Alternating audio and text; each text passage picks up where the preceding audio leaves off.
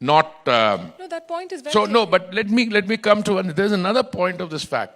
No, I'm not saying that you are saying it, but some people suggest don't buy Russian oil. If that oil is sanctioned, sir, then what is our plan? It's not sanctioned, first of all. Not yet. No, it's never been sanctioned. No. If it is. No, so I'm coming. First of all, let's do the past, then we'll deal with the future. Another very interesting thing happened. It's not as if countries X, Y, and Z buy. I have some statistics here. I want to share those. And you're saying, what are the papers? Because I did some research. I knew you'd ask. Oil products. Turkey, the largest buyer, has purchased 26% of Russia's oil product exports. Turkey. You know which group they belong to.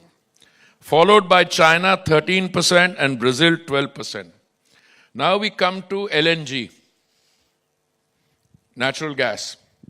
The EU was the largest buyer. EU is the European Union, purchasing 51% of Russia's LNG exports, followed by China, 21%, and Japan, 18%. Pipeline gas. The EU was the largest buyer, purchasing 37% of Russia's pipeline gas, followed by China, 30%, and Turkey, 27%. Now, if we have to discuss who's buying and who's not buying, I think it's got stuck. No, don't worry. You know, when my colleague, Mr. Jaishankar, when this whole process had started, when he was going for a discussion in the United States, he asked me over the phone casually, what happens if I'm asked about Russian purchases? And I said, friend, you tell them that they buy more in one afternoon. This is early days. They buy more in one afternoon than I buy in a quarter.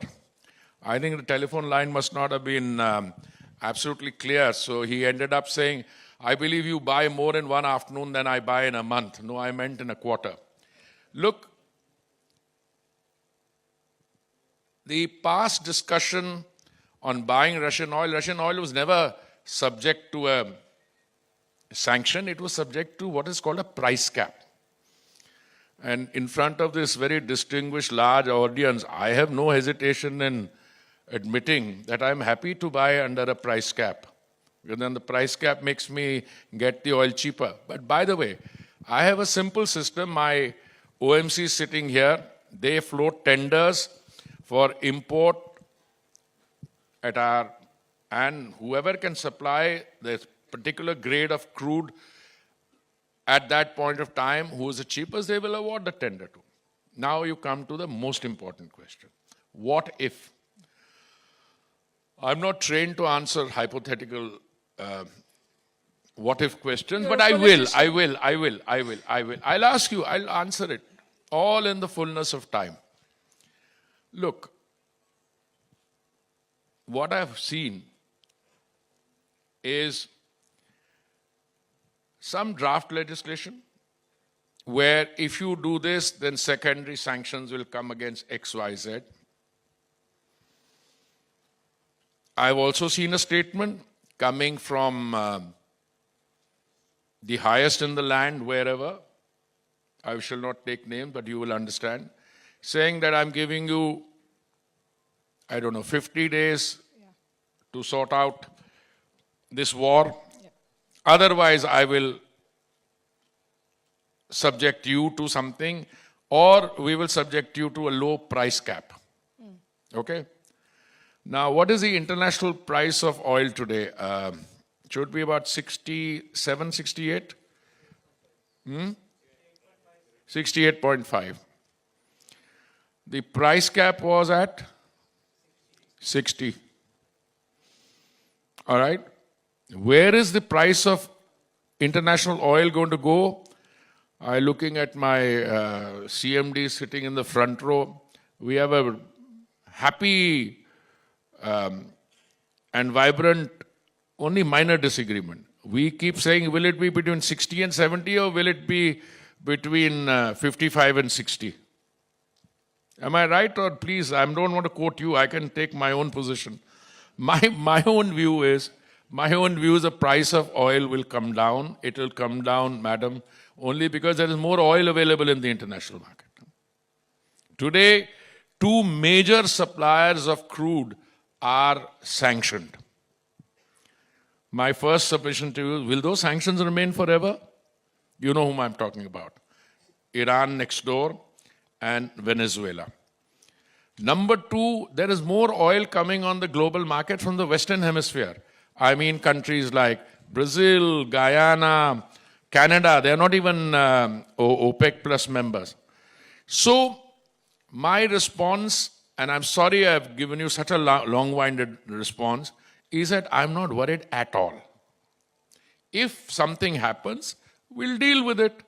If, for instance, major buyers of oil, major suppliers of oil just go off the market, well, there was worry when some of them went off the market earlier, which same thing happened. You either divert. वो हमारे यहाँ कहावत है ना, एक दरवाजा बंद होता है तो दूसरा खुल जाता है. I think we've got a lot of scope in that.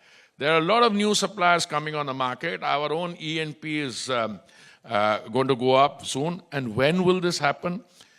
Let's not draw any inferences. Some statements are made in order to ensure that two disputants settle quickly. Some other statements are made, and you are mentioned, but you are mentioned in other contexts also, then we clarify the situation for the record. So my answer to your what if is, we'll cross the bridge when we come to it, but I'm not unduly worried because I think we have enough oil. Even when there was this discussion, now when you talk about turbulence, so one of the most worrying points was, and I'll be very open, the people told me that the Straits of Hormuz would be closed. So I would respond as a good student. I said, for 50 years I've been around, I haven't seen the Straits of Hormuz close, even though every time they say it would happen. But now is the what if. I asked my colleagues, I said, how much stocks have you got? I think on an average, each one of them had 21 days. Each one of them had 21 days. And one of them, I think, I shouldn't name the company, said we got 25 days. Now, therefore, my response was, even if the Straits of Hormuz is closed, it's not going to remain closed forever. It'll remain closed for 3 days, 4 days. But I have a final, one more question, comment to add to this what if, because I think you asked the $1 million question. That is, what is everybody? But we need to have this conversation also to reassure people that it's not as simple. That if one were to happen, the other things will also happen. Look, I buy how much? $20 billion of energy from a particular source. They are global actors. They go and do other things. Am I going to be blamed that I am responsible for some of their actions? No. Equally, I buy energy from Russia.